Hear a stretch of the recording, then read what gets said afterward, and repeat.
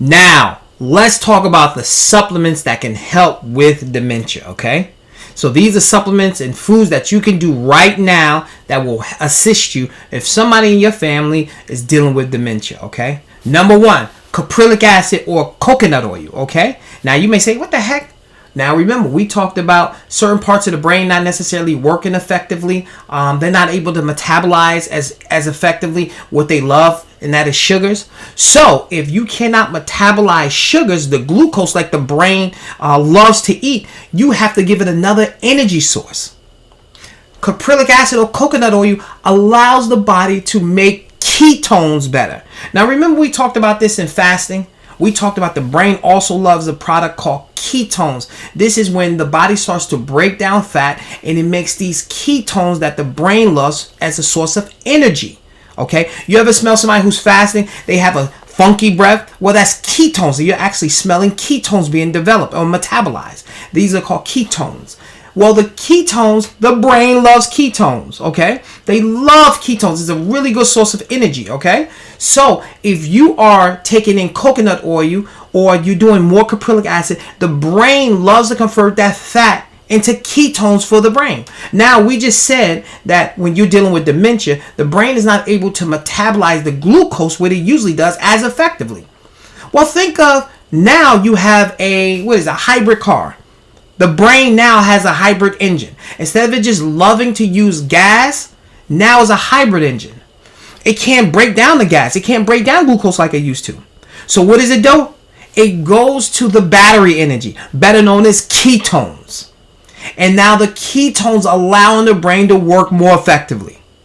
All right? So you can use coconut oil, and that's going to help the brain produce more ketones, giving the brain more energy, helping more with metabolism and focusing, more cognition. And this is in conjunction with you doing your exercise and the music therapy and all them other things. But taking coconut oil can make a major difference because it gives the brain an extra energy source. You convert it from an ICE engine to a hybrid engine.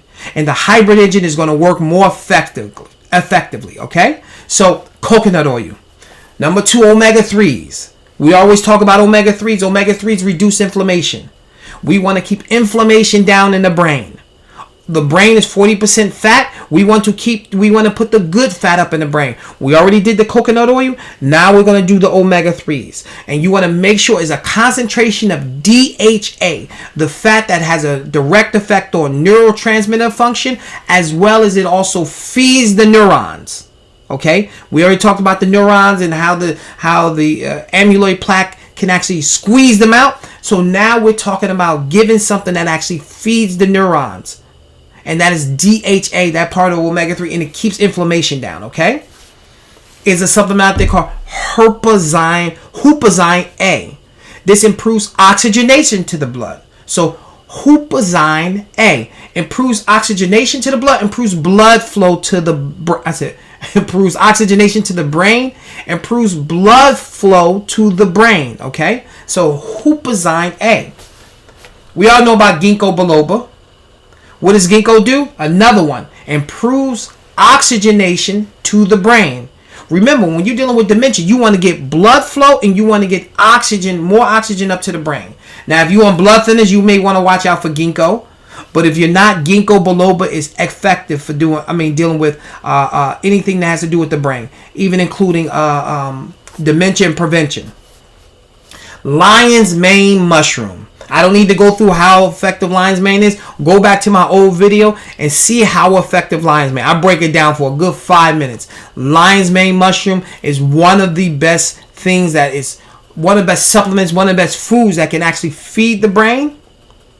It actually has a positive effect on amyloid plaque, and it improves neuron function and the synapses, the flow of information through the neurons. It improves that too. Phosphatidylserine. Phosphatidylserine is another good one. Phosphatidylserine actually protects the neurons from degenerating. Remember, if you're having vascular dementia or you're having dementia, Alzheimer's, anything like that, the actual neurons, your brain cells actually break down. Well, we want to protect that from happening. Phosphatidylserine can do that. Melatonin, that's right, the thing that makes you go to sleep at night. Melatonin acts as a powerful antioxidant for the brain. We want to reduce oxidative stress on the brain, so melatonin helps protect the brain.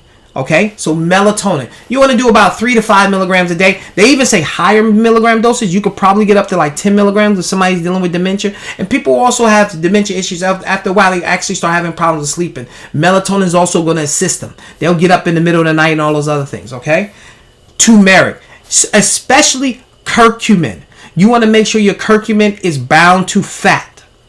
Curcumin is another one that protects the brain by reducing overall inflammation in the brain. So I want you to more do the investment in curcumin versus the turmeric. So go get curcumin that's bound to fat, maybe BCM 95 or other curcumins out there that's bound to fat, okay? And then you also want to do acetyl L-carnitine. This gives the mitochondria more energy. The mitochondria in the brain more energy. You want the brain to be focused. You want the brain to have more energy so it can actually do some repairs. And acetyl L-carnitine is another one that feeds the neurons. It feeds the brain cells. Okay, so acetyl L-carnitine. So these are a few supplements that you can use right now if anyone's dealing with dementia. Okay, and then like we broke down dementia from Alzheimer's to vascular and all them other things like that. So anyone who's dealing with dementia, you have the therapies, now you have the supplements. So now we're gonna get into some of the questions that we like to talk about, y'all. So